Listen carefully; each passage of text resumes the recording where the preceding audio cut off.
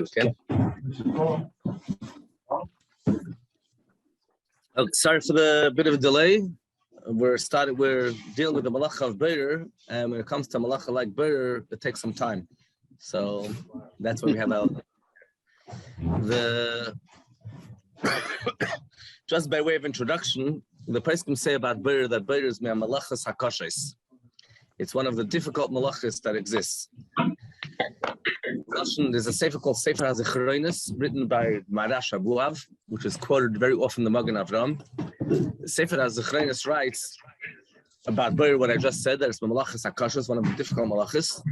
He also says that people can review better many, many times, and still they won't be comfortable with what they're doing on Shabbos. It'll be liboy noikfai. Their heart be pounding and like, oh my gosh, am I doing this right or wrong? It's one of those things that you have to be very careful what you do over Shabbos.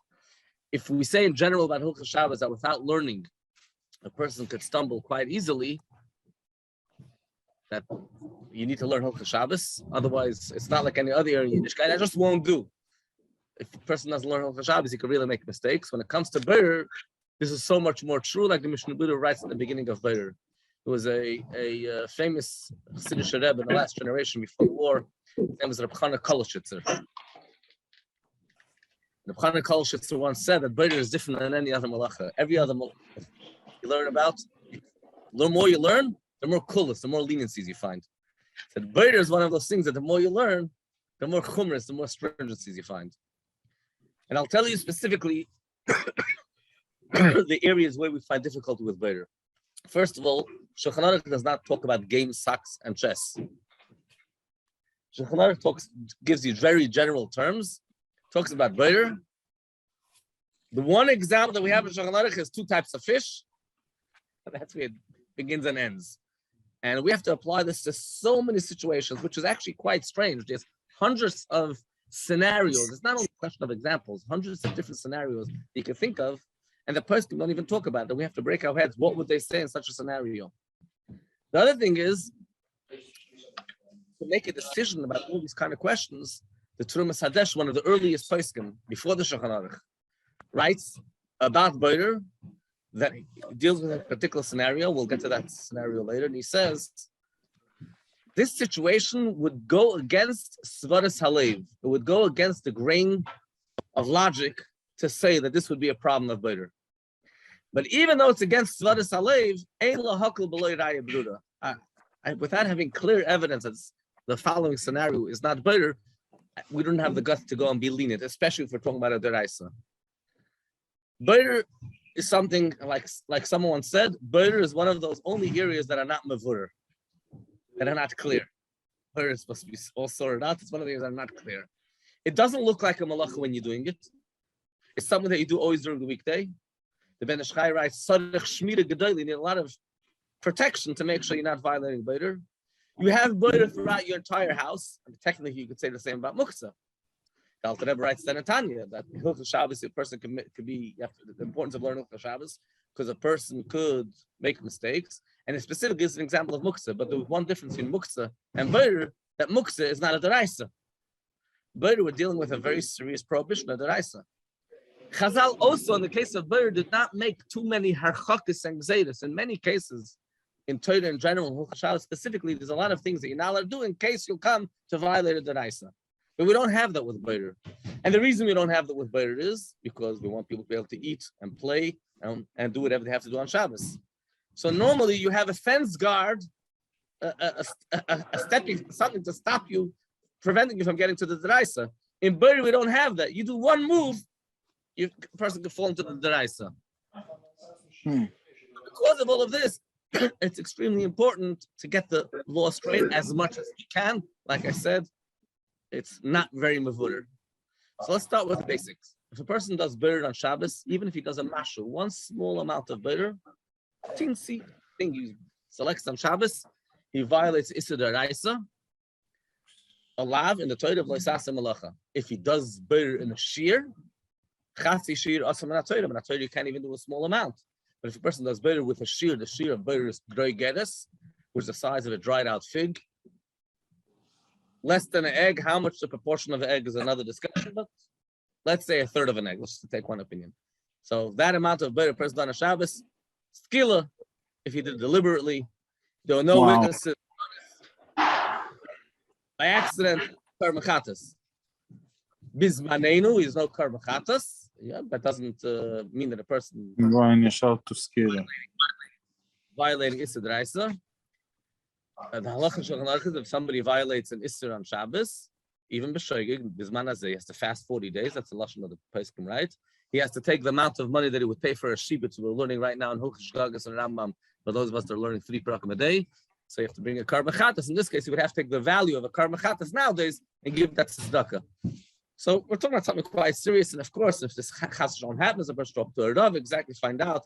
I mentioned the ideal of 40 days. I'm not sure how practical that is in today's day and age. You tell a person to fast 40 days, you might as well chas shalom commit suicide, you might think. So we have to know how to apply that in practice. But I'm just giving the general principles.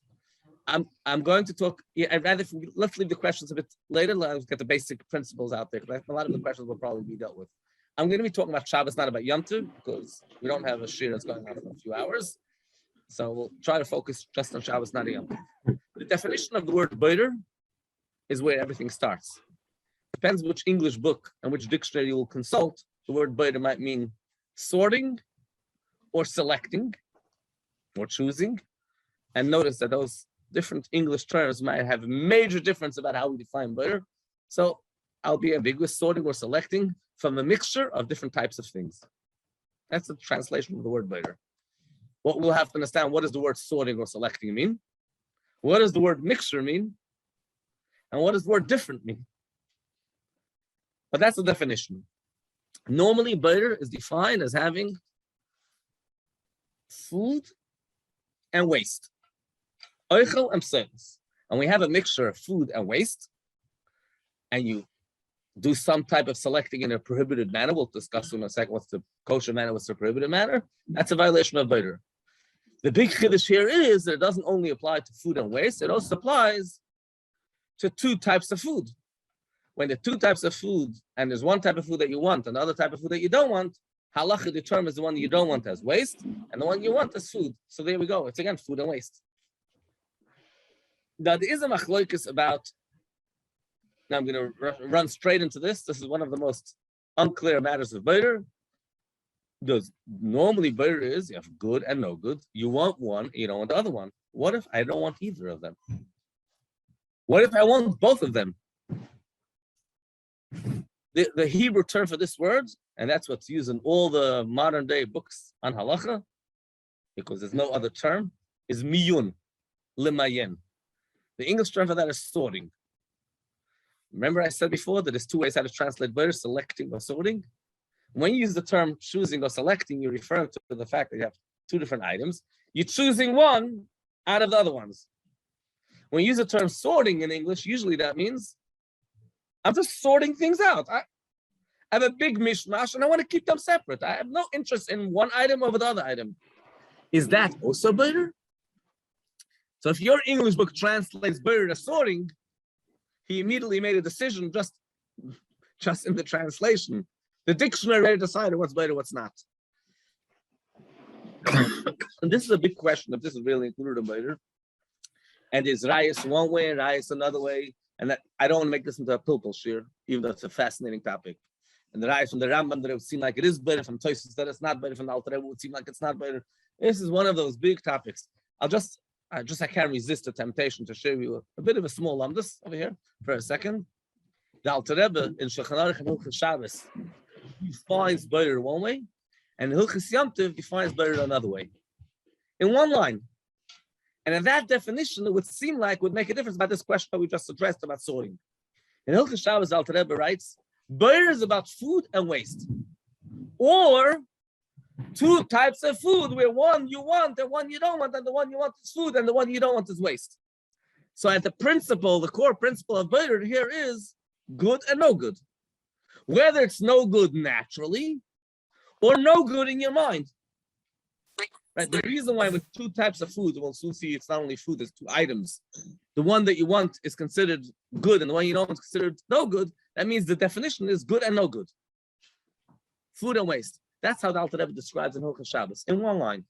In Hilchos Yom Tov, also mamish in one line, in 5 words, the Alter Rebbe says, the definition of boider is two types, or good and bad, which automatically makes it two types. Notice I just did a whole reverse completely. In Hilchos Shabbos it was good and bad, and two types of food is considered good and bad. In Hilchos Yom Tov it was two types. Good and bad, junk and food is considered two types. So that's a whole different way how to define this. And if depending on how we defined it, it would make a difference whether sorting is really better or not. Because this matter is unclear, I'll be open. I'm not shy to say that it's unclear. Poskim tend to be machmer for one simple reason. We're talking about a shaila of they're nice, so you can't play games with it. It's one step away, skila karas kar machatas. The person has a whole mishmash, spoons, forks, dishes, cutlery. All he's doing is I don't choosing one over the other. I'm just sorting it all out. A chess game. That's what we referred to earlier as miyun. I don't have one that I want and one that I don't want. I'm just keeping them separate, sorting it out, and that might be a serious violation of Braun and therefore machmer. What's the eitzah? The eitzah that's given is when it comes to miyun. I'll soon do with a regular Braun. When it comes to miyun, to sorting, the eitzah is if you're taking the thing that whatever comes to your hand and you're just putting it away, you're not trying to separate. So let's use the example of dishes. So I'm sorting it for a different purpose. I'm actually not even trying to sort. I'm trying to wash my dishes. I'm not going to go into the halachas now of washing dishes on Shabbos and how you wash your dishes and when you're allowed to wash your dishes. Shir 47. Let's focus on later. In the event the person is washing dishes. Now, while you wash dishes, it would be nice, wouldn't it, to put the spoons where the spoons belong and the forks where the forks belong, wouldn't it?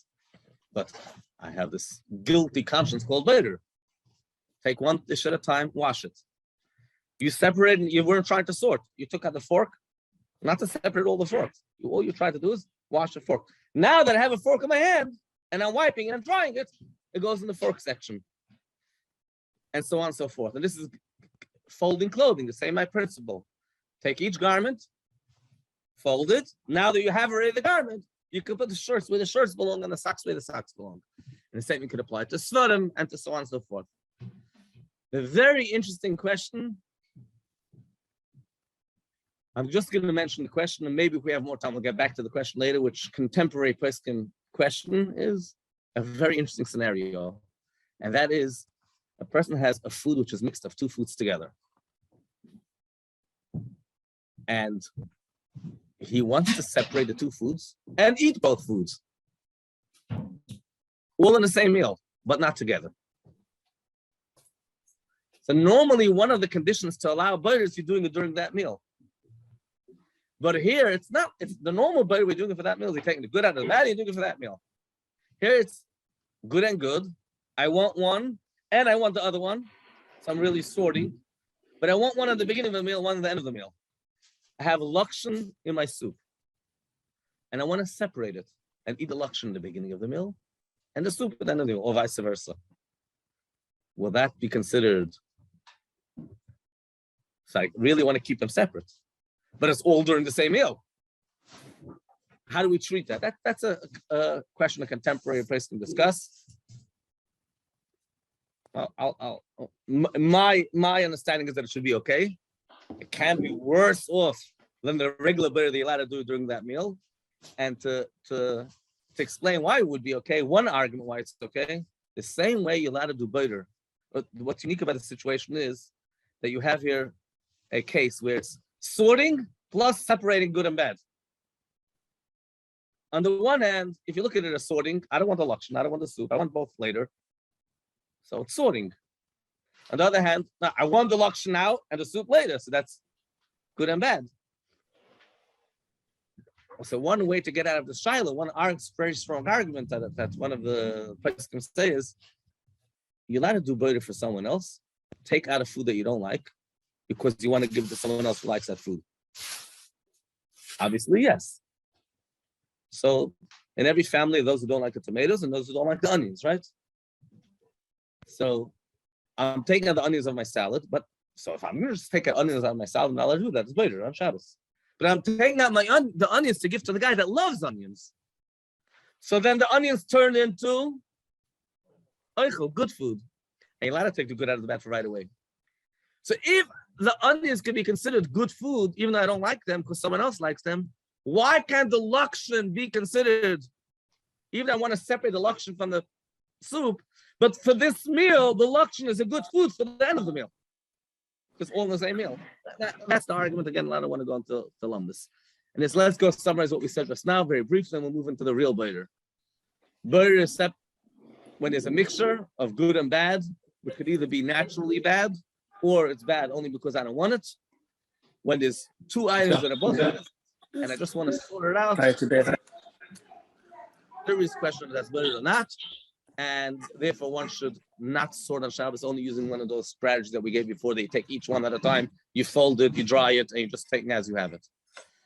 Now, obviously, we're allowed to eat on Shabbos. The lashon of the Rishonim is asru ala adam lechel macholoi. The Torah did not come, and Chazal didn't come to prohibit people from eating, and therefore you're allowed to do better on Shabbos if it's termed derech achila, not if it's termed derech malacha, not if it's considered doing work. The key principle why certain scenarios of better are forbidden. All right now? Yeah. The scenarios. And then I'm going to go. Derech malacha. What too bad? Okay, watch out.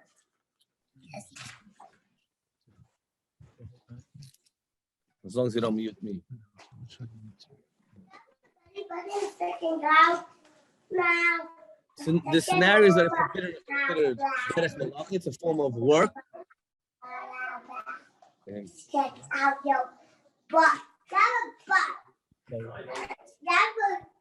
How do I mute everybody? Oh my God. Everybody. We need to do a boiler over here soon to separate who we want to talk and who we shouldn't talk. Someone can help us out. I can't find the mute. Tiger, you're not a host.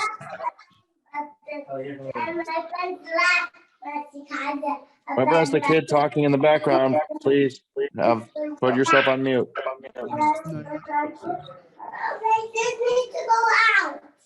Can we mute everyone just for now, please? Who's the host? I'm trying. No, honey, it's already flavored. Try it. Yeah, host Keith. Vanilla. Vanilla. I'm sorry. Here we go. Now. Okay. You can mute all of the hosts now? Also not. You have to sign it as a different. I'll try to do it from my phone. Okay. Sorry. Do people still hear me? Oh, no, here we go. Now I can. Yeah. Can't we just disconnect him? No. Okay, let's move on. Where was I up to? Remind me? So we said burr is when you have a mixture of two items, good and bad, whether good and bad naturally bad or bad because you just don't particularly like it. That makes it good and bad. And when there's two items and you don't want both or you equally, or you want both equally, you're not really interested, you just want to keep them separate. That's called miyun in modern day language, or sorting. And that's a serious issue, and therefore we shouldn't do that either unless you're just taking it as you're going, taking item at a time, because you're doing another activity with it, like folding the laundry. So while I'm folding this piece, I'll put it away. Okay. As I started saying, the Torah is not here to make life miserable.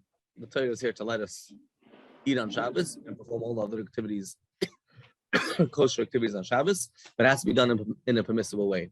And the definition of a permissible way is, well, that's where we're up to. Is it derech achila or derech malacha? Is it a manner of eating or is it a manner of doing work?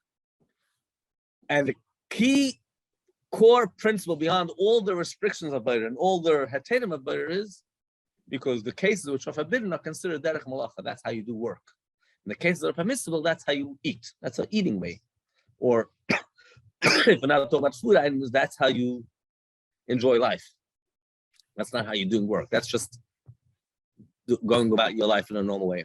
What are the conditions for allowing butter? 3 conditions. I'm sure everybody knows this. If you don't know this, you better memorize this and make sure everybody in your family knows this too. it needs to be oichel, it needs to be biyad, and it needs to be la'alter. I prefer using those Hebrew words, just as easier, it's less confusing. Oichel meaning you take the good, you never take the bad. You have a choice to take. I should point out right away, I'm using the word bad deliberately many, many times, even though as Chabad Hasidim we're trained always to say no good. But when it comes to halacha, like the Rebbe said many times, we actually say the word tamei. So there shouldn't be any confusion. I'm going to start saying the good and the not so good. Confuse the halacha. So it's oichel and pseulus, good and bad. So always should take the good out of the bad rather than the reverse. Biyad, you use your hand and don't use an instrument. And we'll talk about soon what's considered an instrument and what's considered, you don't have to eat with your hands. This is not a Rebbe Shatish over here. That's the second condition. And the third condition, la'alter. The reason I use the term la'alter, which means right away, rather than the term miyad, because from experience that confuses people when you have biyad and miyad. Biyad means your hand, la'alter, right away. You need to have all three conditions. It's not a question of one of those conditions. Always take the good out of the bad. Always use your hand, not a specialized instrument, and always do it for right away. And we'll talk about each one of these conditions and how you actually make sure those conditions are kept. The principle behind it is when you take the bad out of the good, you're fixing the good. Rabbi Braun, at some point, can you tell us in the shir? No, These- just if you. I'd rather if you ask me the questions later, it's going to disturb No, us.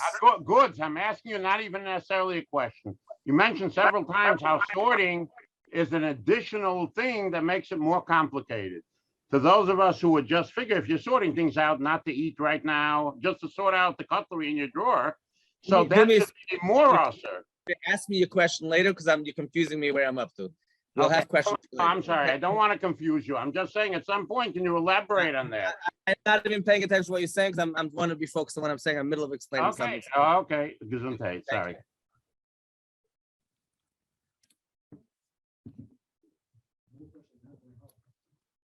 When you take the good out of the bad versus taking the bad out of the good, then that's considered, the good out of that is considered eating. When you're taking the bad out of the good, that's considered fixing the food.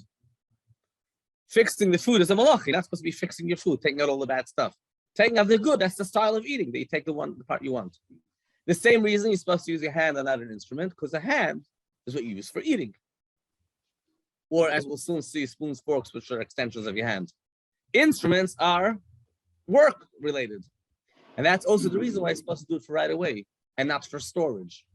It doesn't mean necessarily for storage, but if it's not for right away, it's considered for storage, because when you're doing things for later on, that's considered malacha. It's not considered eating. You're not going to eat right now. That's the principle behind these three conditions. What makes me decide now? If I said I have to take the good out of the bad, what's called which thing went out of which? I have a mixture of a bunch of things, and I say take the good out of the bad. So normally it's very obvious. You have a mixture, whichever one you took with your hand, and you took it out of the mixture, that went out of the other one. If you have A and B mixed together, and A and B were both in the same plate, and you pulled out A, so obviously A went out of B, B didn't go out of A. That's like common sense. The place where it becomes a bit interesting is when you have a cup and you're pouring out. So the classic case is a fly. I know it might be a bit gross for you, but that's the classic case in Peskin. So let's talk about the famous fly in the wine conundrum. So we'll call it a fly in the wine. Even though it doesn't have to be a fly in the wine, it could be so many different other scenarios, things that are in your liquid. And it doesn't have to be liquid either. But you're holding the cup and you're pouring out. And let's say the fly came out of the cup. Does that mean the fly went out of the wine or the wine went out of the fly? Well, it really depends how you look at that. You could argue the fly came out of the wine because that's actually what happened. The fly went out, was poured out, and the wine stayed here. On the other hand, no. What do I have with me right now in the cup? Wine. That means the wine came out of the fly. Now, this is one of those areas with Alter Rebbe and the Siddur. Some of you might have paid attention that the Alter Rebbe Siddur Tilas Hashem. Well, Siddur Tilas Hashem happens not to be the Alter Rebbe Siddur, but it's also in Siddur Tilas Hashem. Alter Rebbe Siddur has a different name. Tilas Hashem is just a modern Siddur based on Alter Rebbe's Nusach. In the back of the Alter Rebbe Siddur, there's a section on Hilchah Shabbos. There's 4 paragraphs of halachas for Hilchah Shabbos, which Alter Rebbe in his Siddur decided to update his opinion, primarily more machmir, for things that people are nichshel on Shabbos. Out of the entire Hilchos Shabbos, only 4 paragraphs, plus another whole drasha about the zman and what time you have to start accepting Shabbos early. You shouldn't make any mistakes about when Shabbos comes in. So you look in the back of your city, you have a Seder Achnas Shabbos, just making sure to bench licht on time. And then you have something called Hilchos Rapsel Shabbos, so 4 paragraphs. In those 4 paragraphs, there are 3 chidushim about boider. Out of the whole entire Hilchos Shabbos. One of the things which has been challenged and questioned and dissected and analyzed for so many years, particularly in our generation, is this thing about the fly in the wine. Over there, the Alter Rebbe seems to say, and there's some modern Chabad Rabbanim that question this understanding, but this was the understanding for the past 200 years. The Alter Rebbe seems to reverse his opinion from the Shulchan Aruch, reverse also from what's commonly understood, and the Alter Rebbe seems to understand that when you pour the wine out of the fly out of the wine, it's the wine coming out of the fly. In fact, that's what Alter Rebbe actually says to do. If you have a fly in the wine, pour the fly out, and that's kosher. Because it's the wine coming out of the fly. Because what's staying in my hand? The wine. So it gets a bit tricky to understand when I'm saying take one item out of the other item when you're pouring. Because when you're pouring, the item that stays in your hand seems like for the Alter Rebbe, that's the one that you took out from the other item, the one that fell down. So now that I know these 3 conditions, good out of bad, right away, and with your hand, we're going to see soon that in some scenarios it becomes extremely difficult to take the good part instead of the bad part, or becomes extremely difficult to do right away, because I can't do it right away because I have to still go to shul and I have to go visit my shviger. And we're going to soon deal with a bunch of different interesting scenarios. And like I said before, a lot of these scenarios are not mentioned in Poskim, and I don't understand why. They don't talk about all these obvious questions. How to define right away? How to define good? How to define so many? And sometimes we're stuck. How am I going to do this? I can't do all 3 conditions. So before I get to talk about the 3 conditions, I want to give you the tricks. There's tricks always to circumvent better. And whenever you're stuck with a scenario, I don't know, it is better, it's not better, I'm allowed to do it, I'm not allowed to do it. They're tricks of the trade. And often when I give a shir, that's a question that Rabbanim always ask. People say, don't tell me what you're not allowed to do. Tell me how I can do it in a kosher way. So trick number 1, I know you're not going to like this trick, but the Sefer HaZechron already, I think, says this one. Well, everything you need, prepare before Shabbos. That's trick number 1. And that's not the one you don't want to hear.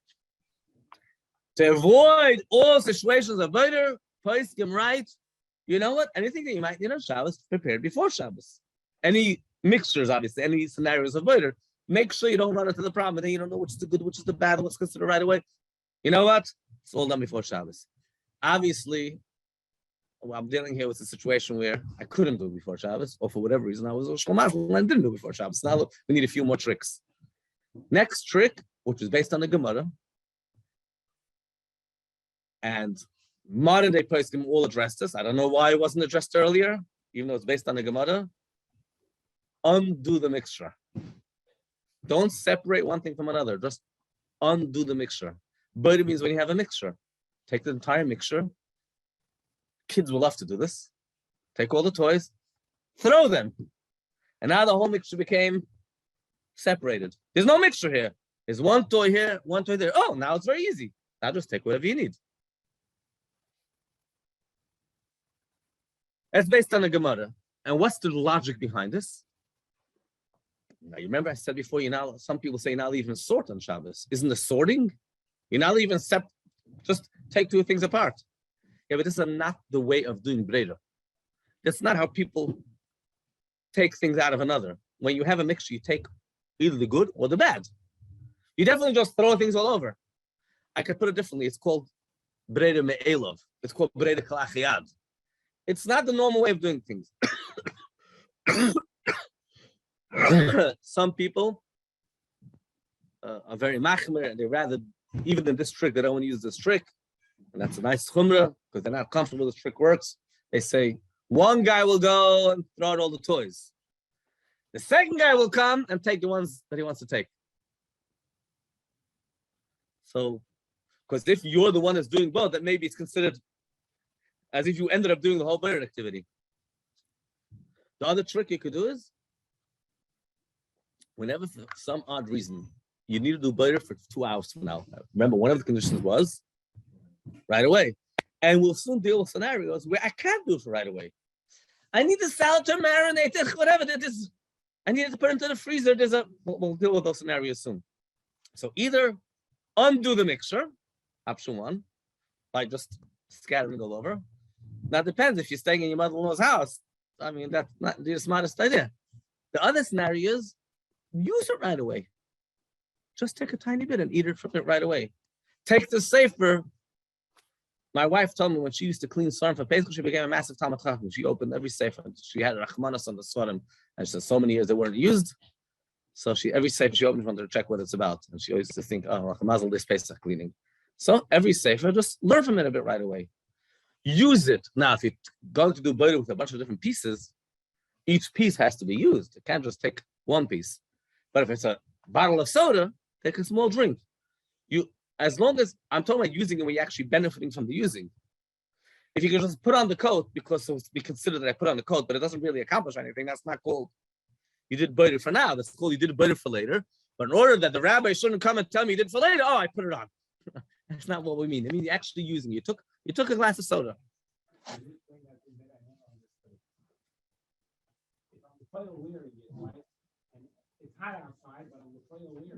So it's questionable if it's called a harama, because the halach is you're not allowed to make harama, you're not allowed to do a trick. So if you have benefit right now, that's not called a trick. But if you're not having benefit and you're just wearing it, so I considered wearing it, but so that we go after the main purpose. The main purpose is the later on. This is not really the purpose. The purpose is not to put on a coat. The purpose is to have a coat when it's cold.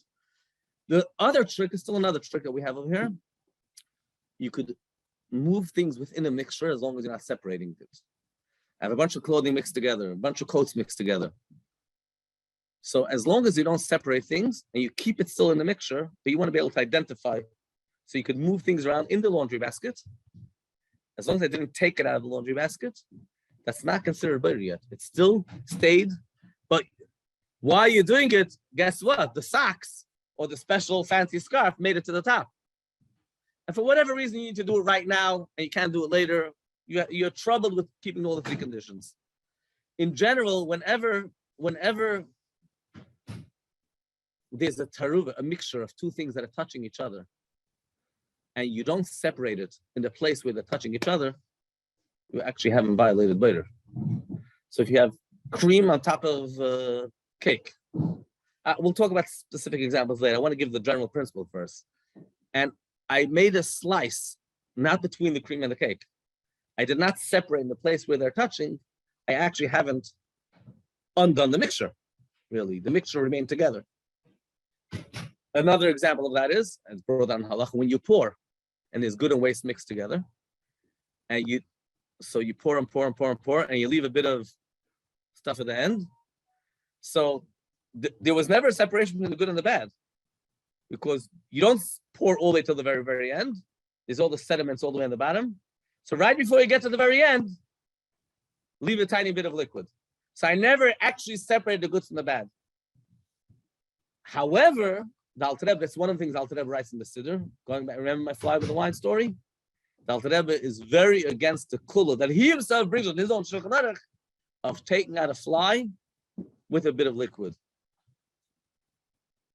Seemingly, you would say, I'm not separating the fly from the liquid. I took the fly with a bit of wine, so I separated wine from wine. No, you separate a fly from wine. You just been a smart aleck, and you added a bit more wine to it. So you take a spoon with a fly with a bit of wine. The Alter Rebbe says that doesn't work. The Alter Rebbe does not say why it doesn't work, and I can explain it in many different ways. The simple solution would be that all the wine around the fly is disgusting. That's all bad. So don't say you took you separate bad from good. And that creates a question. People have an eggshell in their egg salad, so they don't want to eat eggshells. So some people say, okay, so you take a bit of egg salad with it. Now that might be questionable. Is that similar to the fly with the wine? Which Alter Rebbe says, don't take the fly with a bit of wine. There's an eitzah. I know it's an unusual way of doing things, take out the egg salad from the eggshell. It's a bigger tircha. The pain in the neck to do things that way, but if you're supposed to take the good from the bad for right away, so don't take the eggshell out of the eggshell, take the eggshell out of the eggshell. Another trick that you could use with butter is, and after we mention tricks, we'll go into the specifics of butter is, give it to someone else. I think I mentioned that earlier. Give it to someone else who actually wants it. The Prima God mentions this. If I don't like onions, give the onions to someone else. But you can't do this dreidel. You can't pick up onion out of your salad and say, anybody like onion? Because the reason you took out the onion was clearly because you don't like onion. But if generally you have an arrangement at the Shabbos table. Yankel eats the tomatoes, Mendel eats the onions. So Yankel always takes out his onions and gives it to Mendel. That's fine. Some people are extra from, they say, no, the one who wants onions, he should be the one taking it out. But you really don't have to do that. You could actually, if your intention really is to give it to him, that's fine. Okay, so let's go back now to my definition of voter. Now that I mentioned all the tricks, I'm going to mention scenarios that are acceptable, scenarios that are not acceptable. But remember, whenever I say a scenario is not acceptable, you always have the fallback position. You can do one of the tricks that we just mentioned. So let me go. We said voter is selecting from a mixture of different items. I defined the word selecting, and I said selecting, it's either selecting or sorting, and that's not clear. The second word I said has to be a mixture. This is one of the most challenging areas of voter. How do you define the word mixture? Clearly, on that table there are two sidurim. I definitely wouldn't say there's a mixture of sidurim. I can't take out of a mixture because it's a mixture there. It's not a mixture. Just a siddur here and a siddur there. So what defines a mixture? This is where the Trumas Adeshan wrote, which I mentioned right in the beginning of the shir, that his case is about two types of fish. And he says, if you have a tray, you have two different types of fish. It's so obvious, it's not a mixture. The lashon is oichle mu'uravim. There's salmon and there's gefilte fish. Like, it's not mixed. Why do you call it mixed? The Trumas Adeshan says, Keneget svaras halev loimer shizeh breda. It is so against common sense. It doesn't feel like breda. There's no mixture here. I can't be lenient without having clear evidence. You need to have clear evidence that this is not really a mixture. So this is a tough situation because it's very, very vague, very ambiguous. What's a mixture? What's not a mixture? Clearly, it has to be something that in people's mind, all these items belong to one group. If in people's minds, this and that are really two separate things, they're not like a mixture. You know, when you serve a smorgasbord, so the definition of a smorgasbord is there's a bunch of different types of food and there's an array of foods together. The beauty of the smorgasbord is that there's a mixture of different foods which are laid separately. They don't mix one on top of another, right? But the whole vart is you have here a selection. But when you have something in this side of the room and something in that side of the room, that's actually not called a mixture because nobody links the two with each other. So bottles in a door of a fridge. Usually logic says there's no mixture there. They stand apart. Unless, I'll give you one extreme example. Let's take another extreme example. Your freezer mess. You know what a freezer mess is? So depending on the balabasta, some balabastas, there's no mess whatsoever. Right, everything is so like, and some people it's one, you know, especially those chest freezers. You know, the chest freezer is like when you open it up and you throw everything in, one thing at top of another. There's so many different foods there. Now that's a mixture. Books. Some people want to argue that Sfarim can never be a mixture because every sefer, most Sfarim nowadays have on the binding on the outside the name of the sefer. So every sefer stands out. So even when all the books are on the shelf, all together, 25 different Sfarim, it's like each one standing, screaming, I am a Lakuta Siches, I am a Mamara Malukit. Each one is like standing alone because it has his name on it. And I'm not very comfortable with that heter. I'm not the only one that's not comfortable with that heter. In my mind, if you have a bunch of Sfarim mixed together on a shelf, they're all mixed. Because I think the words Lakuta Siches don't stand out more than something saying, I am gefilte fish and I am salmon. They also look different. Gefilte fish and salmon look much more different then my mother will look at them, just because it has the name written on it, that just doesn't sound right to me. So when people need to take svarim, again, usually it's not a problem. Take the sefer you need now, not the one you don't need. And why in the world would you take the one you don't need? Take the one you need, take it for right now, and don't use a specialized instrument. But what if I want to take the sefer now? Because you know how it works. You have to come early and take the sefer. Because if I don't take the Mekras Gedolos Chumash, there's a whole line of people I want to take. I have to get L'kut HaSichos. Not everybody is learning this L'kut HaSichos. So I come to shul, and I'm not doing it right when I want to use it. I want to prepare in advance, so I'm not doing it right away. So if it's not a mixture, no problem. But if it's a mixture, and you're not doing it right away, because I want to put aside and hide my sefer in my, if you're allowed to do it because it belongs to the shul, you're not allowed to. That's a shul policy question. You're allowed to hide svarim in your locker. Well, that's what you want to do. So if it's a mixture, it's a problem. What's the trick? Learn from it. You'll learn a few more sichas. It's worth it. So learn a bit and then put it aside. Same when you're arranging svarim. Arranging svarim in the shul could be very complex, especially if it's shul like 770. It's a balagan of svarim. Don't tell me it's not a mixture of svarim. All you see there is svarim all over the place. And the person whose job is to arrange a svarim in the shul for Shabbos morning, everybody should be able to sit and come to shul comfortably. So he's not using them either. It's for people to be able to use it later. It's not. So, or it's sorting. There's no good, there's no bad. I don't want L'kut HaSichos, I don't want Ma'amarim, I don't want Daf HaYomi Mesechtes, I don't want the other Mesechtes. I just want to put everything in its place. That's, remember, sorting? What's the Eitzah? Well, it's a bit hard to throw around svarim. Like that's one of the, remember the trick I said? Scatter things around. You could scatter it around and then just take one at a time. But with toys, it's much easier. You could do it all over the floor. That trick could work. The other Eitzah is that the guy who's making the svarim will learn from every single sefer. And you'll know the Talmud Chacham in shul is the one that sits and puts away the svarim. He has to learn from every single sefer. The third trick he could do is take one sefer. Oh, I picked up the sefer. This happens to be L'kut HaSichos. This goes here. Picked up the other sefer. This happens to be, in other words, take the sefer. Remember we said before the trick that if you're taking the sefer, each one just by itself, you're not trying to sort it out. It's a bit different. It's not as good as in the case with the dishwashing. Because in dishwashing, the reason you picked up a spoon was to wash it. Once I washed a spoon, I put the spoon in the spoon drawer. Then I picked up a knife because I want to wash the knife. And then I put it into the knife drawer. So over there, it's very clear that I'm not trying to sort. Here, I picked it up. Why do you pick it up, for heaven's sake? Because you want to sort it. So the heter is shvach. And some shuls, they actually, what they do is they get a guy to put away the svarim. For that very reason, because it's serious shaila. So, on the table, sometimes I would say it's a mixture. Sometimes I would say it's not a mixture. It's a mesudic table. Everybody, everything. There's a big balagan, a bunch of after the shalom zacher, food all over the place, and I'm putting things away. So I'm dealing with a mixture right now. But the definition of mixture is a mixture of different foods.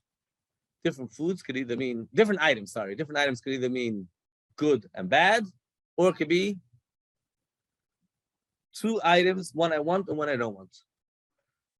In one food, in one type of food, there's no butter. In other words, if I have a kakash cake, and I pick out the big piece of kakash cake, and I'm saving it for later because I want to have the big piece of kakash cake. That's how little kids work, right? I want to take the biggest piece, but it's not time for dessert yet. So I picked out the biggest piece from the. It's all the. There's no good and bad, and there's no two types of food. Kakash cake is kakash cake. Doesn't matter if the biggest or the smallest, or the one with a lot of chocolate and a little bit of chocolate. It's all the same kind of food. So one very, very clear, important thing is it's only when it's different. Shnei minim, ochlam psolis.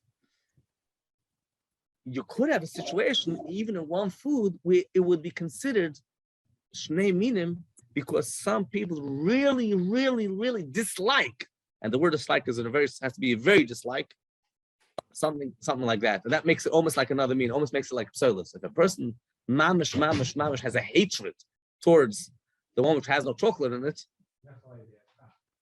Oh, so maybe because of Nechel Deit Chak, or maybe even less than that. So how do we, let's talk about different types. What do you make, what makes something be considered two different types?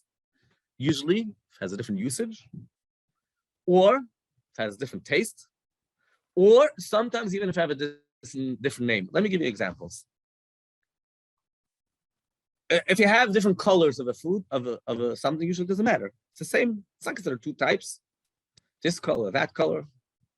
But in a chess game, obviously different color, that's the whole thing. There's the black and the white. So you can't say, no, there's no mixture, it's all the same thing. It's black, white, and afkamina. When it comes to chess game, we're all racist.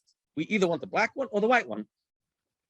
Because you have to actually keep them apart. That's how you have two games. But in other items, colors don't matter. But taste really makes a big difference. If I have two different types of apples, and one is sour, one is sweet, they're considered two different apples. Big item, small item, usually doesn't make a difference. But I'll give you an example. In Pampers, so if you buy in the store Pampers based on size, and if you went to the store and you bought, and your wife sent you and you bought the wrong Pampers, you're really insulted because she asked you specifically for this size, and that size that you're getting is not going to work with the baby. So if you have a selection of Pampers, and you can be, and you say, it's all the same. It's not better. It's the same. It's not the same because a size 4 Pamper and a size 2 Pamper just doesn't work. They're two different things. For that matter, clothing. Clothing's go based on size. The big kapata and the small kapata have two different usages. Towels. There's a hand towel, a dish towel, and a body towel. You could say they're all the same thing, but they're not. No, a hand towel used for your hands, and a body towel used for your body. So although it's the same exact thing, different size sometimes does matter. And even in spoons, by the way, in very, very traditional, proper homes, there's a small spoon they use for certain kind of foods, and there's the big spoon. In the Gar Chashva, Balabatish homes, they use, and then there's homes which are clean, this cup for the wine, this cup for the water. No? But in a place where these things matter, so it's not just a question of big and small, it's two different types. The Alter Rebbe gives an example of matzah meal and matzah. Are you going to tell me it's the same type of food, right? One is big and one is small. The Alter Rebbe actually gives this example in Hilchos Yom Tov. Obviously not. Matzah is one kind of food, and matzah meal has a totally different purpose. All a matzah meal is crushed up matzah into small, but it has a different purpose. But let me go back to the example of matzah, because this is a very, very real scenario. A whole matzah and a broken matzah. And you want to do it in advance, not right when you're about to use it. Because if you do when you're about to use it, no, we could do the good from the bad. But I want to have it all ready in advance. I'm a very masculine person. So I lost on my condition of doing a little altar. And I want to separate the whole matzahs from the broken matzahs. Now, what would you say? Is that two different types? I don't know. They have two different purposes. Because the whole matzah used for lechem mishnah, and the broken matzah, stam for eating. But Alter Rebbe has a chiddush, which is really a Magen Avram, that whenever things are really the same thing, and the only difference in functionality is when it comes to Isser v'Heter, that one is kosher and one is not kosher, there's different. Alter Rebbe talks about shechting on Yom Tov, right? You're allowed to shecht on Yom Tov? When I was in Sydney, they told me that they used to shecht. They used to go down to shecht on Yom Tov because they heard you're allowed to shecht on Yom Tov. Never mind, you're allowed to drive down there. Okay, but they weren't told that part. So they used to drive down to the Schlachtais because on Yom Tov you're allowed to shecht. The shechting from 100 years ago. So on Yom Tov you're allowed to shecht, but after shechting there's a process called trebering, nicker. Nicker is to get rid of all the non-kosher fats. So how do you shecht on Yom Tov if you can't do nicker on Yom Tov? Obviously you're allowed to do nicker on Yom Tov. But when you do nicker, you're getting rid of non-kosher fats. So you have kosher fats and non-kosher fats. There's better over here. I don't want to go into Hilchos Yom Tov, but I'm just going to bring out the principle. Explains the Magen Avram, explains the Alter Rebbe. Kosher fats and not kosher fats are not two different types of food. It's the same type. One is prohibited and one is permitted, but it's the same type. There's no mixture over here. It's exactly the same thing. The Torah said about one kosher, about one non-kosher. Let's apply that logic to my lechem mishnah. Got me? The lechem mishnah and the broken matzah. It's the same type of food. If there wouldn't be a Torah, chas v'shalom, would it make a difference? Unless you're really crazy, you have to have like little kids. I say, it can't be broken. It's broken. I don't want the broken one. I'm talking about under normal circumstance. Who cares? Broken whole. The reason why broken and whole makes a difference to you is only because of the mitzvah of like a mitzvah. So it's the same type of food. So it's not better because it's not a mixture. Obviously, it's the same type. It's the same type. Therefore, it can be called a mixture of two different things. Coats of two different people could be the same size, but it's different with one reason, because one of them is Schmedel and one of them is Bettles. And there's no way in the world that Bettel is going to wear Schmedel's coat, and there's no way that Schmedel is going to wear Bettel's coat. So here it looks exactly the same. But yeah, but it's not my coat. It's not my coat. It's considered a different coat. A different nusach of a siddur has a different purpose. This one serves some of the davens l'schadi, and this one serves some of the davens l'schashkenaz. So it has a different purpose. But top and the bottom of a chicken, this is a bit tricky. That's a question of contemporary poskim. I guess I'm only a poskim. Nobody cared about these things, top or bottom. When it became an issue, which one do you want, the top or the bottom, today's day and age? But it seems like from the Shulchan Aruch that top and bottom of chicken is the same as a big piece and a small piece, or a soft piece of challah and a hard piece of challah. It's the same challah. So one has more chocolate, one has less chocolate, one is bigger, one is smaller. That's all considered the same type.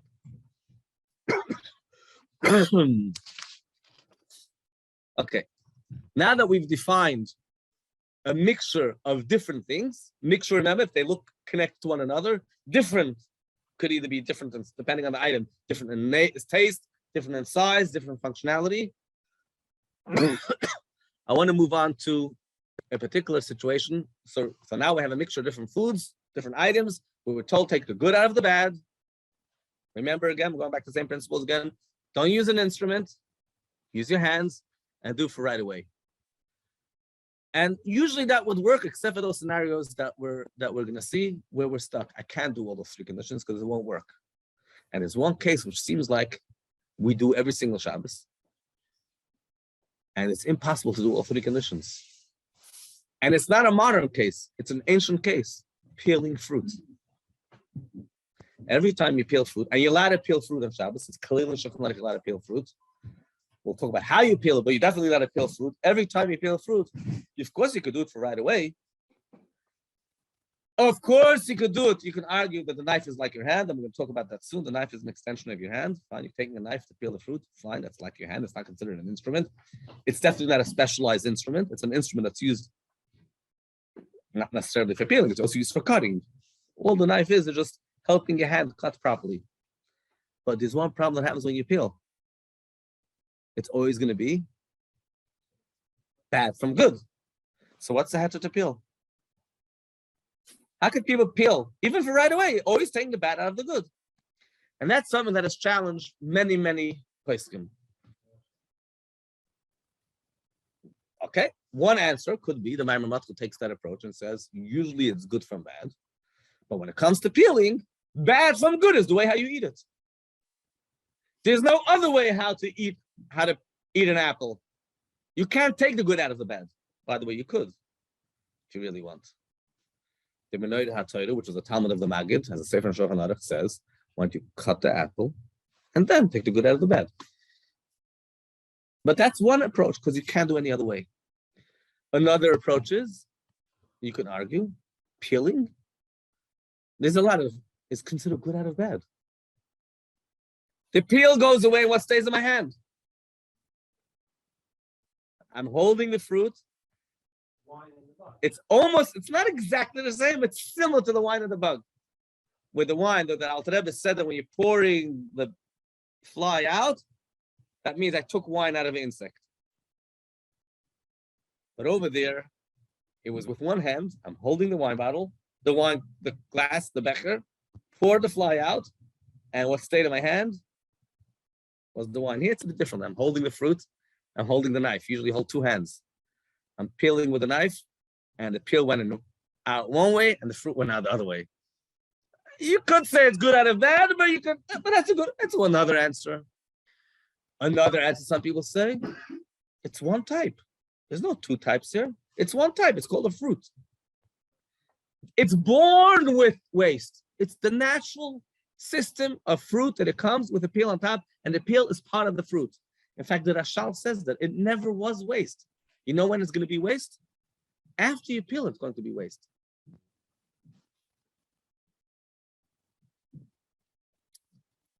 Most people look at peeling as though it's a form of butter and have to find an excuse for it. But what's interesting is, as Lubavitch Chassidim, it's good that we know this, that the Tzemach Tzedek and the Divrei Nehemiah, two Chabad Poskim, they had a novel, traditional, untraditional approach to peeling. And they argue that peeling was never butter. Peeling is dash. A different malacha. Threshing, there's two things attached to each other, and you separate them before butter. Early on, we have dash. And they have a whole pilpul why you're allowed to go and peel on Shabbos based on the principles of dash. Which means that the explanation that you gave before, which is a beautiful explanation with the Maimon Matcha's explanation, is not the right approach. It's not because that's the way of eating. Because the way to eat an apple is by peeling it, because it's not the normal way to choose. No, that's not necessarily legitimate heter. You got to always take good out of bad. It's unusual to take the good out of the bad. Tough. Peeling was a separate rule about peeling, because peeling is not part of the regular butter. It's a thing that grows like that, and it's considered dash. This makes a big difference. About a lot of halachas when it comes to peeling, and I'm going to mention a few of them. First of all, there's a big shaila. The Magen Avraham writes, and Shulchan Aruch says you shouldn't peel garlic and onions on Shabbos, and only peel what you need for right away. Zog the Magen Avraham. And the same thing with apples. Zog the Pri Megadim. What are you talking about? Apples? You eat the peels. Very strange exchange that's going on over here. The Shulchan Aruch says onions and garlic. Now, nobody eats the peels of onion, nobody eats the peel of garlic. And it says you can peel it, but only peel for right now, not for later on. And obviously the same applies to apples. No, apples, of course not. Apples is no problem to peel, even for later on, because you're eating the peels are edible. Are they arguing if you eat peels of apples? Some people say, yeah, then the Magen Avraham's times nobody ate apple peels. Some people say this wasn't a lamda shafait over here. It was just simply a mitzias. That's one way how to learn pshat. The Magen Avraham, nobody ate apples. Apples was another example. He gave another practical example. And the Pri Megadim said, people do eat apples. Other people say no. The Pri Megadim argue that even if you eat the peels, that separation is also a problem. Either because after you peel it, you're not going to eat it. Yeah, of course you eat apple peels, but nobody eats apple peels by themselves. For whatever reason, this became a big machlokes, and it's not resolved till today. This whole issue of peeling doesn't apply to foods that the peels are edible. Now, as following the reg,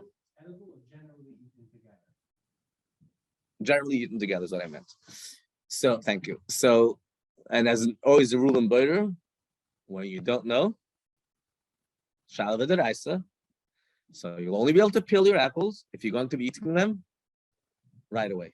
There's no peel. It's even though generally we eat peels of apples together with apple. You don't want it. No, that's minechad, right? That's only mishnei minim. And that leads to another question: are you allowed to use a peeler?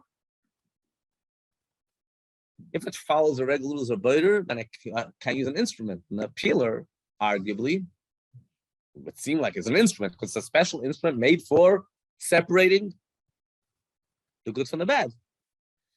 But maybe it's not even butter, maybe it's dash. And again, you'll call one Lubavitch Rav, and not only Lubavitch, all over the world. One Rav will tell you now use peelers on Shabbos. Next Rav will say, no problem, use peelers. Third Rav will say, depends. Foods that you eat the peel, you're allowed to use peelers. Foods that you don't eat the peel, don't use peelers. And the emphasis, if you can peel with a knife, why should you use a peeler? It's taka shayla of butter, so don't use a peeler. One answer that some people give is to make life a bit easier. You want to use a peeler, peel lower. Peel. Now, whenever you peel, always a bit of the fruit comes with it.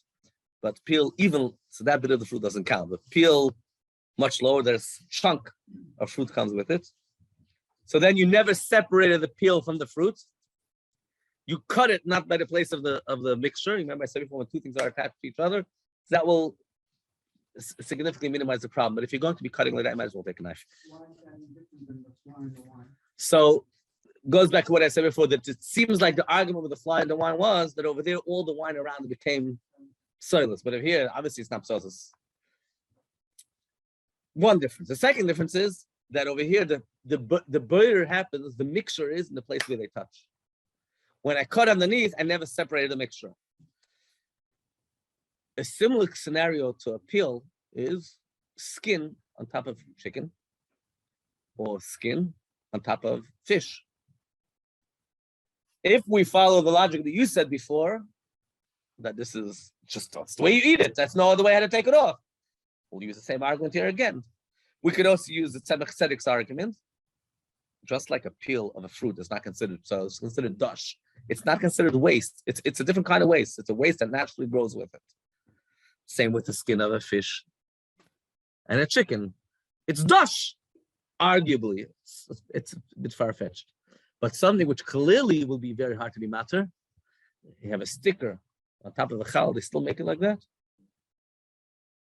In Sydney, I know they made it like that. Out over here, I haven't seen the stickers on the challah. We usually have homemade challah. They come without stickers. The sticker on the challah is clearly not dush. It's clearly a better issue of a sticker that was from the outside, attached on, and to cut off the sticker on Shabbos is questionable. It's not so simple. You could play the game of cutting a bit under the sticker, and is it like the fly? You can't take the fly line. Is it not like the fly? Again, the simple solution would be cut the challah out of the sticker rather than the sticker out of the challah. Why is the sticker considered butter in general? It's not mixed up. Two pieces next to each But they're attached. The sticker's attached. So attaching is a form of a mixture. Which leads me to another question. A wrapper.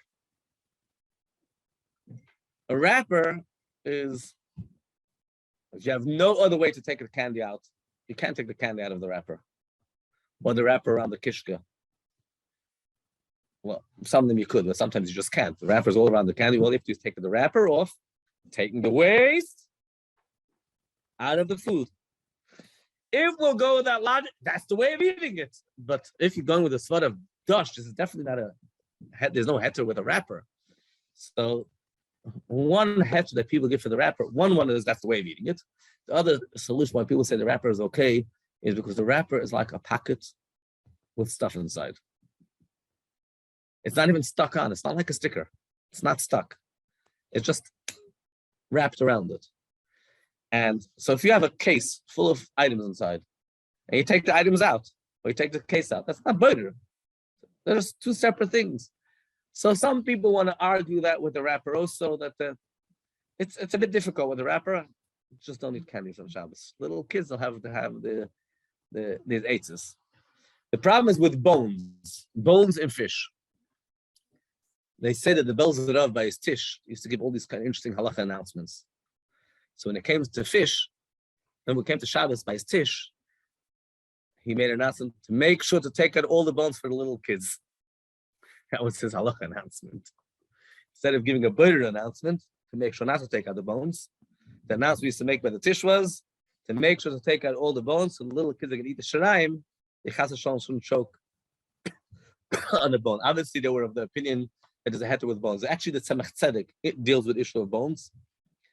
And he makes a distinction between large, he doesn't clearly make this distinction, but it seems like the distinction between large bones and small bones. There's this large skeleton, a bone that goes all across the entire fish. And that one is easy because you could peel off the fish off the bone. Usually the way the fish is, you'd have any type of fish. There's fish on top, a bone in the middle, and fish in the bottom. So you take the fish off and eat the fish. Eat good out of bad. But inside the fish is also small pieces of bones all across. So the gar frumakis, the real fanatics, they eat it with the bones. They put it in the mouth, and then they spit out the bones. You can't do that with little kids. And some adults will be challenged to do that too. The tzemach tzedek argues that's not a problem. And he marshals a whole list of hetein why it's okay. including, the Tzemach said it goes so far-fetched, and he says, if I'm allowed to say the word far-fetched, you could also incorporate the shitta of Sefer HaMachriya. Now, it's very unusual that we take a shitta which has totally been discredited in Shulchan Aruch that says you always allowed to take the waste out of the good. Interestingly, huh? When I've been sitting and talking nonstop, good out of bad, good out of bad. The Sefer HaMachriya doesn't hold of this. He holds good out of bad, bad out of good, as long as it's right away and with your hands. So he also takes into account the Sefer HaMachriya, who also happens to be just another supporting. So worst case scenario is the Sefer HaMachriya to rely on, which is against the Shulchan Aruch. But the main heter is bones are not considered waste; they're part of the fish. They grew with the fish. They were born with the fish. They never were recognized separately. I'm eating it. It's while I'm eating. That's the way to eat it. All of that together, he allows you. So when it comes to small bones, there's definitely room to be lean into what, not before, way before the meal, but as you're eating it, to take out the bones and eat the fish. Now we're going to come to define what does it mean right away. We said you could do it if you're always taking the good out of the bad, and you're doing it right away, and with your hand, it's okay. This is the tough part. What does right away mean? Right away does not mean when you're eating. Right away means right before you're eating. The lashon of poskim is samach la'achila. Samach la'achila means close to eating. But the Magen Avraham and the Alter Rebbe are very careful. The Alter Rebbe has a favorite word, which is probably one of the words that the Rebbe used the most, the word mamash. We'll have a look, you'll see, not only in the Rebbe's Sichos, and not only in Tanya, but in Alter Rebbe Shulchan Aruch, one of the Alter Rebbe's favorite words are, when he wants to emphasize a point, he adds the word mamash. And here he says, samach la'achila, mamash. In case you have a doubt what I meant, samach la'achila, I don't mean any dreidlich. I actually mean what I say. I mean mamish before you eat. What does that mean? That means that even if the meal, right before the meal, you're allowed to do everything you need for the meal. That could mean even that the meal is going to continue on into Matzah Shabbos. That's fine. As long as it's not just for Matzah Shabbos. And that will apply, it would seem like, not only with food, right? Butter applies, I haven't emphasized this enough, even though we spoke already for an hour and 50 minutes. Butter applies even with objects. So with food, it's throughout the entire time of eating. With objects, it's throughout the time of usage. So when it comes to learning, the svarim need to be done samach la'achila. What samach la'achila mamash means? Samach l'seder halimud mamash. Right before you're about to start learning. So I'm allowed to take all the svarim, even I'm not going to use every single sefer right in the beginning, but these are the svarim I'm using. I have a chavrusa to learn on Shabbos Hilchos Beider. For Hilchos Beider, I'm going to use a Tur, I'm going to use a Shulchan Aruch, I'm going to use the Alter Rebbe, I'm going to use one of the modern day svarim. I'm not going to use every single one the whole time, all of them simultaneously. I'll use this, and then I'll go to that one. That's fine. In the meal, at first I eat fish, and then I eat soup. This is for me. But if I have two sessions, I have a Beider session, and then I have a Daf Yomi session. A Likutei Sichos session. Two chavrusas, it's like two meals. You need to prepare before the meal, whatever you need for this meal. You can't prepare for the later meal. That's a separate session. It's an interesting question people talk about. It's a very funny question. Everybody does this. You come to shul in the morning. What's the first thing you go to the shelf? You take a siddur and chumash. The siddur you need for davening, but the chumash you need for piece of Torah. I must have said it more than once. The Shulchan Aruch does not deal with all these interesting, strange scenarios. It gives you general principles and lets you go free. So is that two sessions that we're having over here?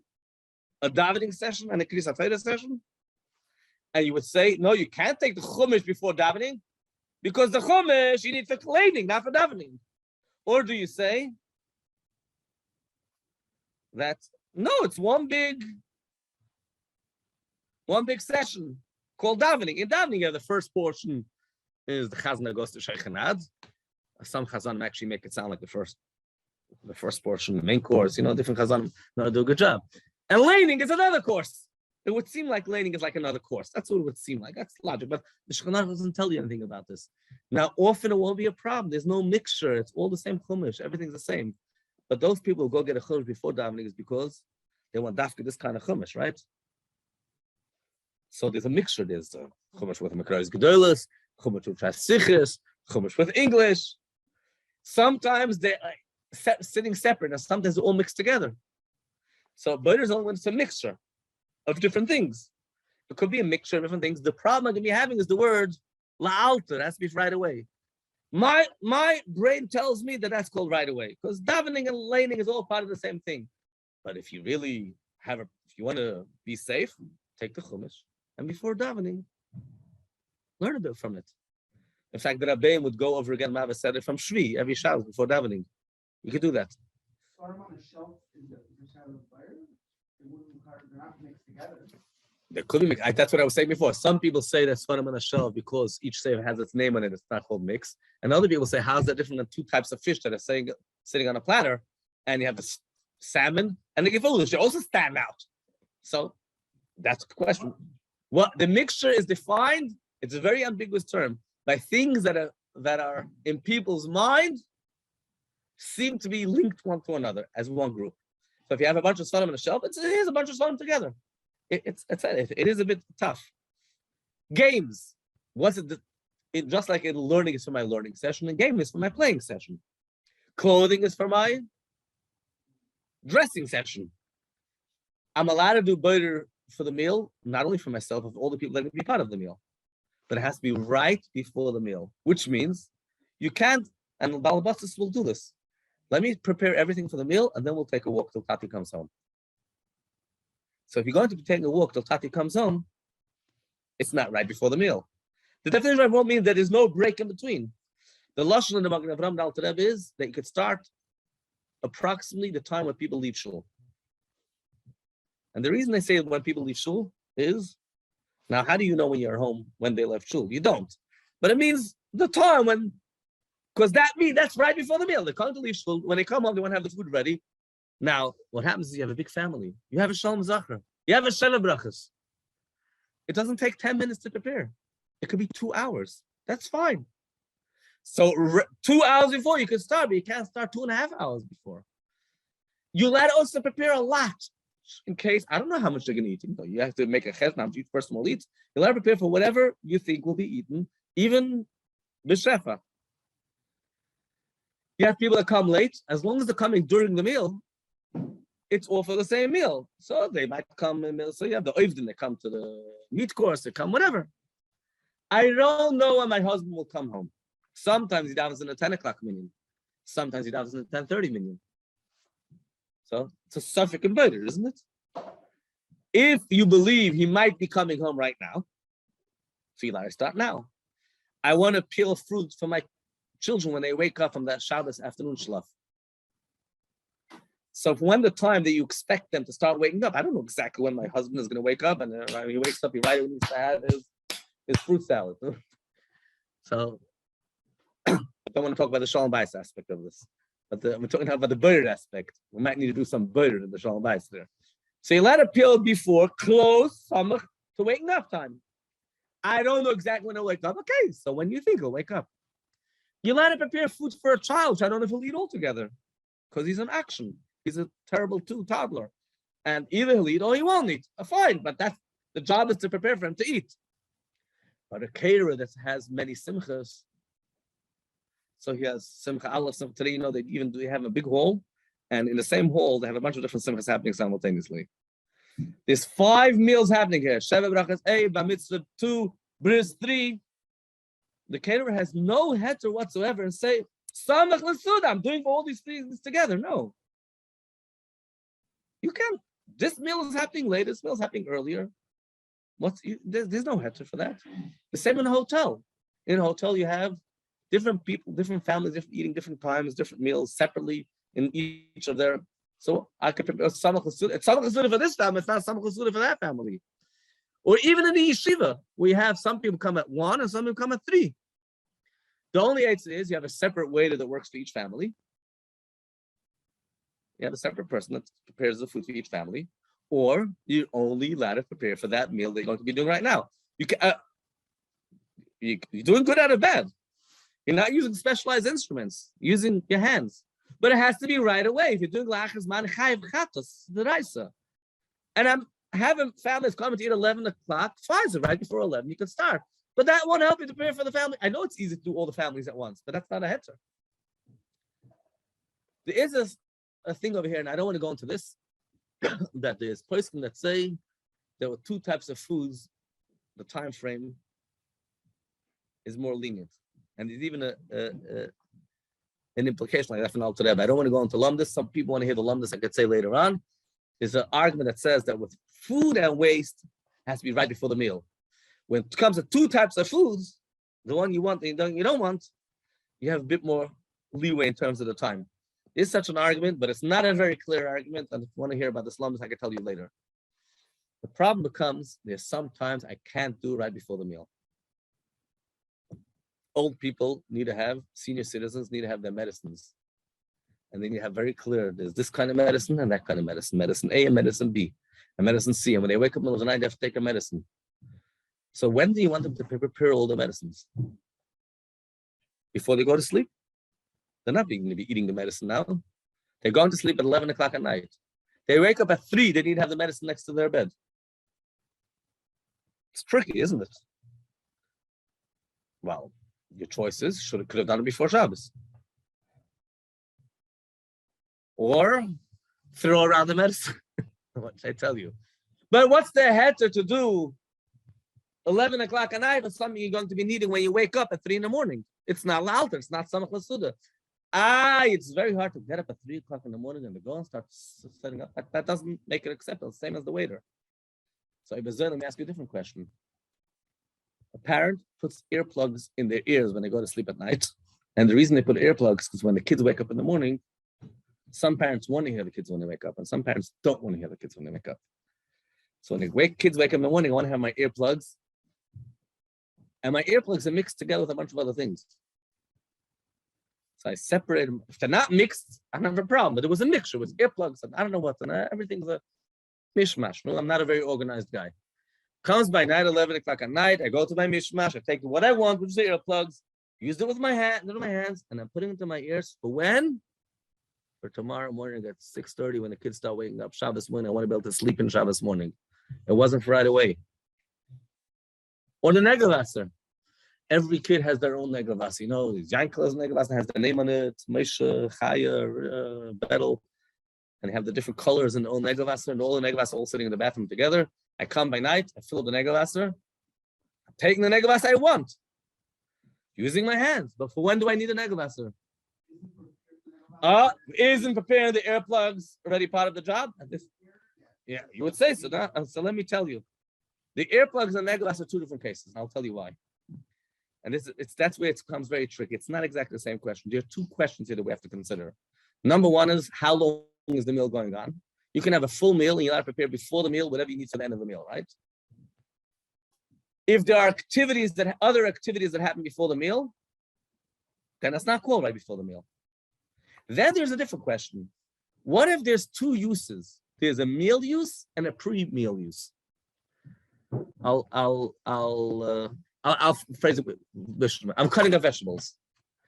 Right now, I need the vegetables for my salad. So I'm cutting it up when I need it. When am I going to be eating it? A few hours from now. So I don't say, yeah, but I need it right now. I say I go after the main purpose is not cutting salad. The main purpose is eating salad. Let me give you a better scenario. Setting up dishes on the table. It looks beautiful now. But honestly, what's the reason the dishes are on the table? The reason is to eat. You want to look beautiful when they eat. Now, some people will say, no, for eating, it could be one big balagan. It's for the beauty of the house, and I want the house to look like that. So we always have to go after the main tachlis. The main tachlis of these dishes is for eating. The flowers on the table are not for eating. You're not eating from the flowers. The flowers of the whole shop, the house should look beautiful. I need to set it up so I could, and imagine my flowers are mixed together with a bunch of other things. I don't know why your flowers are mixed with a million things together. And imagine I took out the flowers, and I don't know why I didn't do this before Shabbos. And I'm going to eat in 5 hours. Now, who cares? I put the flowers in for the beauty of the table, honestly. But the dishes I put for eating, and if all the dishes all mixed together, so it makes the house look beautiful now, but what's the main purpose? Eating. So I have two purposes, eating and beauty, and eating is the main purpose. So let's go now to my earplugs and my negavasser. Negavasser, I have a purpose right now. The purpose is to fill up water. It's a beautiful purpose, isn't it? The purpose of the dish is to have water in it. But what's the main purpose, honestly? Washing. When is washing happening? Tomorrow morning. That's already. So there's two events happening, and I'm preparing for this event I need to do now, but the main event is happening later. Oh, so you could definitely call the whole sleep one Suda, but after you wake up, it's already a different Suda. So with the earplugs, I need the earplugs during my meal, during my sleep. I will be able to sleep longer that way. Not only that, I'll be able to sleep. That's how you use earplugs. The way you use earplugs, you put it in the beginning of sleeping. And that's all you do. You don't do anything else with it. You keep it there. How do you use Megavasser? You wash your hands in the morning. You want to prepare in advance because what am I going to do tomorrow? I'm going to be stuck. Stuck is not a solution. The caterer is also going to be stuck. The guy with the medicine is also going to be stuck. That's not a reason why it's okay. You're going to use it tomorrow. But I have answers for you. You could spread out all the Negavassers. You could use the Negavasser right away. You could have one person take each Negavasser separately, filling it up. Oh, now I filled it up. This is yours. Now I filled it up. Remember that trick I said before? Say with a coat. I'm taking a coat right now. I think you mentioned it earlier, because in the afternoon it's going to be cold. But in the afternoon it's going to be, I'm going to eat by my in-laws. I don't have my coat over there. I don't need a coat right now. But I'm not using it right now. Walking to your in-laws is not the usage of the coat. We made a thing that each one of us are bringing to Zaidi and Bobby food. There's a native in town. Not this town. In a town where there's a native. Each one of us is bringing the food. So I'm bringing the children, he's bringing the eggs, and you bring this salad. So obviously we don't want to make the salad. Tell me, where's easy to make the salad? In my house. Then I go to Zaidi and Bobby, which is a separate event happening before the preparation and the meal. And then comes the meal. So the purpose of this is for eating. You're doing another activity in between. I know it's very hard to do things. Yes, you have to take all the stuff and make it by Zaidi and Bobby. I'm taking a towel in the morning to be able to use later for the mikveh, and it's mixed together. I'm taking a talus in the morning. It's mixed together. I'm talking about if it's mixed. To have later in the Beis HaMedrash. I have another example. You know, you have to do right before the meal. So people say the Kiddush is considered, right before the meal means right before Kiddush. Kiddush is part of the meal. And what if somebody says before Kiddush, he sings there, what's the whole Nusach over there? Shalom Aleichem, Yeshus Chayil, whatever. By day, it's a shorter Nusach, but he sings there and takes time. That's all part of the meal. I can handle that. Are you going to tell me the same with Shulchan Aruch by the Seder? You come home, it's Yom Tov fell out on Shabbos, okay? Prepare all the food. The meal only starts at Motzei Matzah or Motzei Matzah. Before they have a whole big activity called Haggadah, which takes 3 hours. So you're not using the food till later. It doesn't make sense. In B'das B'nei Adam, in the human mind, they're two separate activities. You prepare, it's not considered right before the meal. So when it comes to separate the matzah, remember I told you before, we had a besides the fact that matzah and the butter I'm putting on the kaida, and it serves its purpose already now. I need to have it by the Haggadah. But you could argue that the main purpose is to eat it. But there's another thing that with the matzah, there's no butter. Remember what I told you before, whole matzah and half matzah are really the same exact thing. It's just from the Torah point of view, one has to be whole and one half. That's not called a mixture. All of this also leads to, there's some foods that I can't use right now. It's impossible to use right now, not because it's very hard for me to get my medicine in the middle of the night. No, I'll tell you what I mean. I have a challah in the freezer, and my freezer is one of the mixture freezers. One big mess. And I'm taking out my challah right now. And what's my purpose? To defrost. And I'm going to eat it later on. So defrosting is one purpose, eating is another purpose. Which is the main purpose? Eating it. Or the reverse, I'm putting my soda into the fridge. And my sodas are all mixed together. Everything's mixed together. Again, you could do, there's tricks. You could take some soda right now. There's always a trick, but I want to talk about the principle, not the trick. So I'm putting it in the fridge and I'm going to be eating it in 3 hours from now. The main purpose, I want to make a salad. Before I mention the case of salad, let me mention a much more, a better argument. I'm making a salad that needs to marinate for 3 hours. So when do I need to do my boiler? 3 hours before the meal, 4 hours, 6 hours before the meal. But it serves a purpose. I'm already marinating it now. Yeah, but the purpose of cutting the vegetables and peeling the vegetables is purely for eating. Marinating is another side activity. This question is actually addressed by the Alter Rebbe. in passing, not directly. All these questions are not addressed very clearly, but this one happens to be addressed by the Alter Rebbe. In passing, the Alter Rebbe adds 3 words in a Kunter Sach and Hilchas Yom Tov. The Alter Rebbe talks about Boyer and Yom Tov. And I don't want to go into Boyer and Yom Tov, but I'm just using the principle of Yom Tov to apply. The Alter Rebbe talks about Boyer of kidneys, of lentils and beans. And the Alter Rebbe says, somebody is going to be Boyer the kidneys. Im yoichlem chayim. He has 3 words. If he's going to eat them raw, you know what the Alter Rebbe said, if you can eat them raw?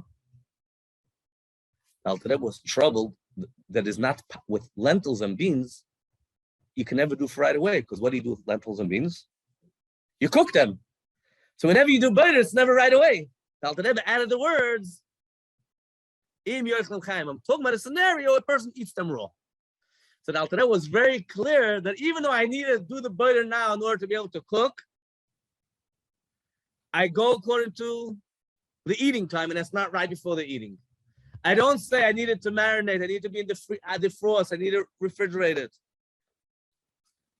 Let me just wrap this up because we're going a bit late. The same thing applies when I want to give my neighbor comes to my house. My purpose is being served by giving him the food.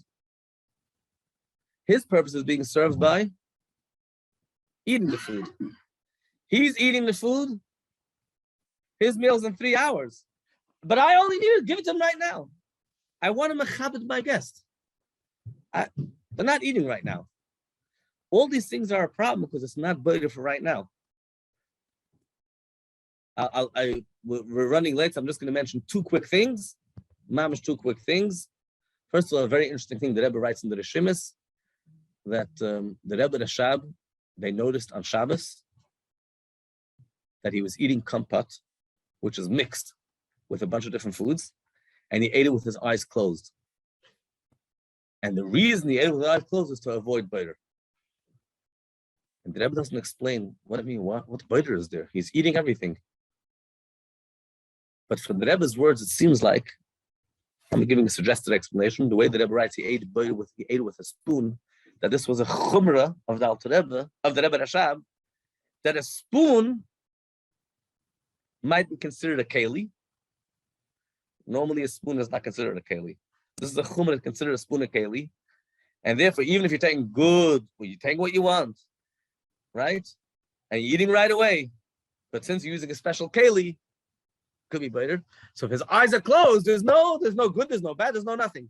That's what the Rebbe's lashon was al dei achila b'kaf. It seems that was the chumrah. That's one interesting thing I want to share with you.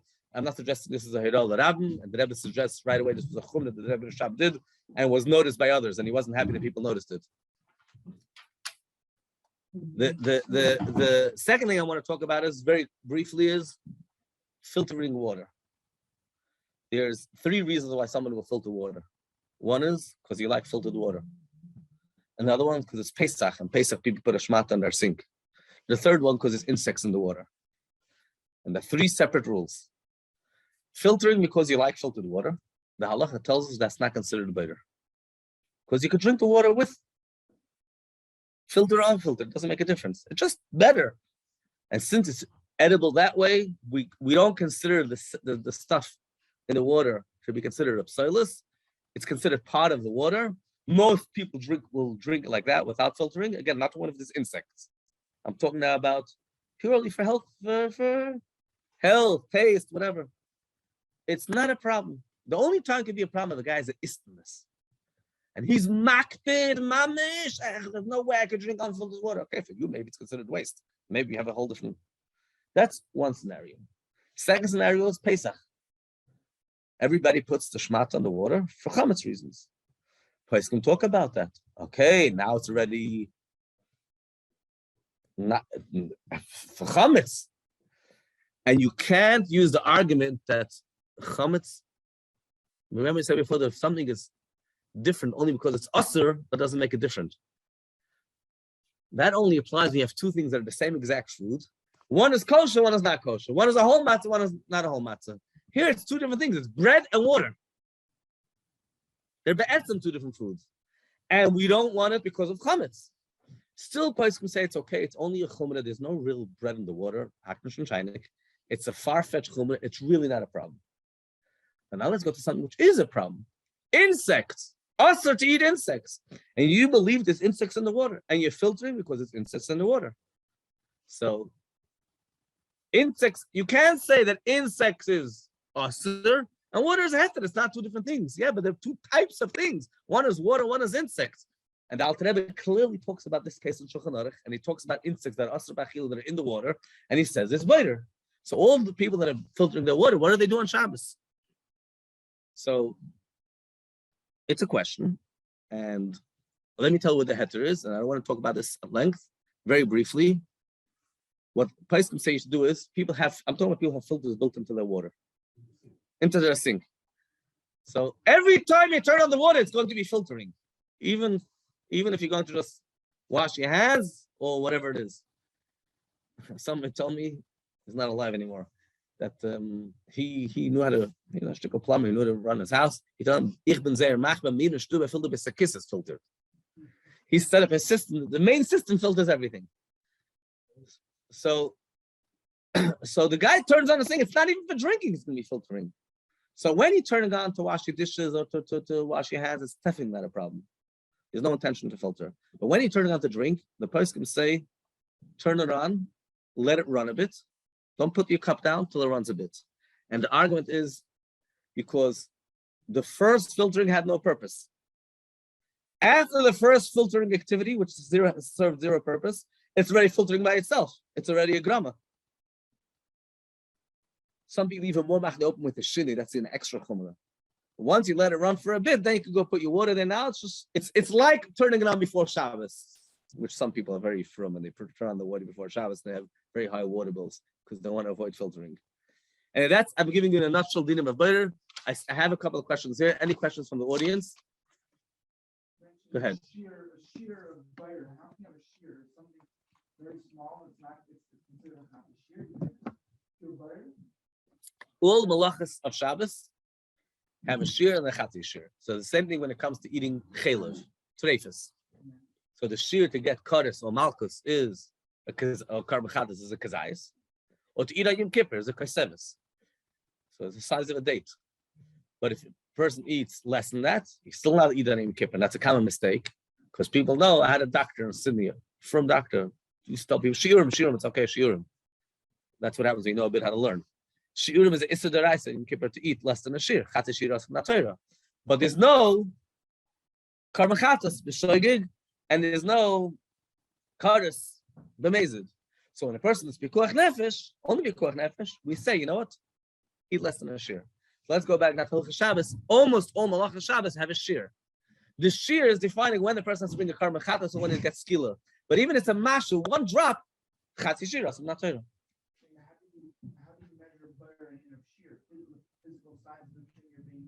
The size of the thing that you took out, yes. That's the shear. Someone else had a question? What do you do with kishka? Practically. And what do you want to do with it? It's wrapped and you want to eat what's inside it. So it's like the wrapping of the candy that I said before. Right. The best solution is cut the kishka. That's what everybody does anyhow. They slice up the kishka. And once kishka slice, you can just take them inside.